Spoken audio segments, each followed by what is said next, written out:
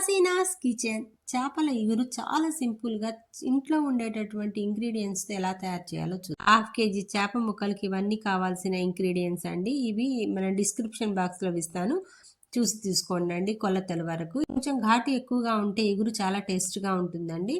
ఇప్పుడు కొంచెం నూనె తీసుకొని దాంట్లో మనకు కావాల్సిన చెక్క, లవంగ, మొగ్గ, యాలుక్కాయలు ఇలా వేసేసి మంచి అరోమా వచ్చిన తర్వాత దీంట్లో క్రష్ చేసినటువంటి ఉల్లిపాయలు వేయాలి. ఒక పెద్ద ఉల్లిపాయ, ఒక పచ్చిమిర్చి వేస్తే సరిపోతుంది.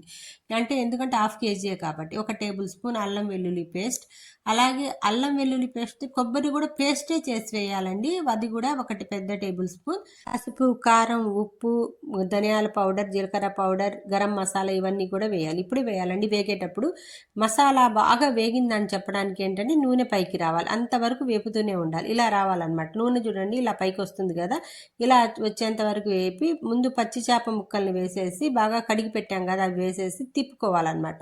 వీటిని కొంచెం వేగనివ్వాలి, ఈ నూనెలోనే వేగనివ్వాలి. ఈ మసాలాలన్నీ తగిలేటట్లు 2-3 నిమిషాలు బాగా వేగనివ్వాలి. అప్పుడు దీనికి మరి ఎంత టేస్ట్ వస్తుంది అనమాట. దాంట్లో అంటే ముక్కలు మునిగేంత వరకు నీళ్లు పోయండి, ఎక్కువ పోయకండి. అంటే 1/2 గ్లాస్ నీళ్లు పోస్తే సరిపోతుంది.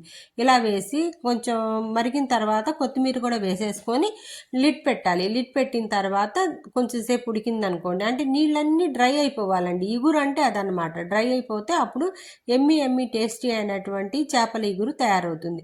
చూసారు కదా, ready to eat. Thank you for watching.